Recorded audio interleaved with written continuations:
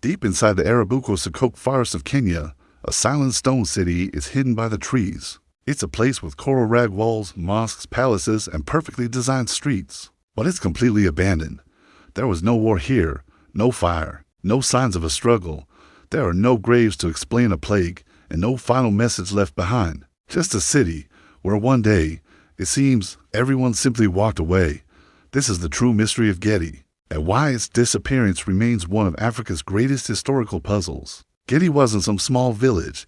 It was a wealthy and sophisticated Swahili city that thrived from the 13th to the 17th century. When archaeologists first uncovered it, they were stunned.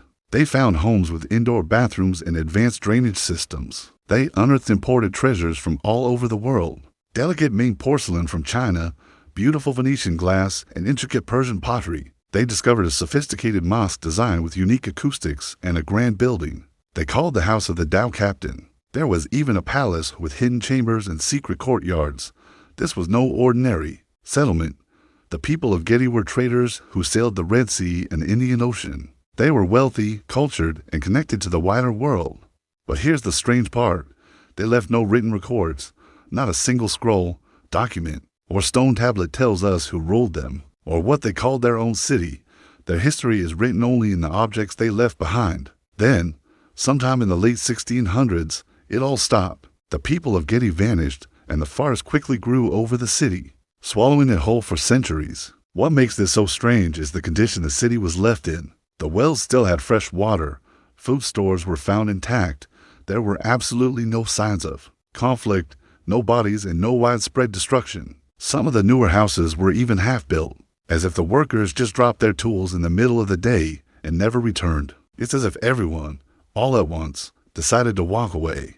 So, why archaeologists have debated this for decades, proposing different theories, but none of them fully explain the sudden, total abandonment. For the local Giriama and Swahili communities who live near the ruins today, the answer isn't in science, but in the supernatural. They call it the city of the cursed spirit. Local legend says the ruins are protected by a powerful spirit known as the Mzimu wa Gedi. They believe anyone who steals from the city, even a small stone, will suffer terrible misfortune until the item is returned. Many local residents refuse to live near the ruins, and even hunters tend to avoid the area after dark. For centuries, people have reported strange occurrences, mysterious blue lights floating between the walls, shadowy figures walking the empty streets at night, and unexplained whispers coming from inside the great mosque. Some even claim to have seen a strange figure, half man and half spirit, standing guard by the ancient wells.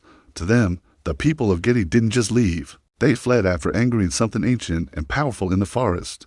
But modern archaeology has uncovered another layer to this mystery, a hidden truth buried beneath the soil. We know that when the Portuguese arrived on the Kenyan coast, they disrupted trade and created political turmoil for many Swahili towns. But Gedi was deep in the forest, far from the coast and difficult to attack directly. So why would they leave? Recent excavations found a critical clue, a sharp drop in the city's freshwater supply. Scientists found evidence of saltwater seeping into the wells, a process called saltwater intrusion. Gedi, a thriving city built on global trade, depended entirely on fresh groundwater from its wells. If that water source suddenly became contaminated and undrinkable, the city would collapse, and this kind of contamination can happen incredibly fast, sometimes within just a few months. So, the real story might be this. A city that lived by its connection to the ocean ultimately died. Becca used the ocean poison its water.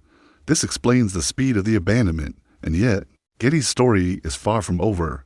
It stands as powerful proof that East Africa was home to advanced stone cities long before colonization. It shows that Swahili civilization was highly sophisticated, with trade networks that stretched across the globe. Gedi reminds us that ancient cities don't always die from war or conquest. Sometimes, nature itself delivers the final blow, but the biggest questions still linger. If they left because of bad water, why didn't they just relocate nearby and start again? Why did they leave everything behind, from their tools to their treasures? It seems Gedi still holds secrets beneath its coral stones, waiting for us to ask the right questions. Thanks for watching.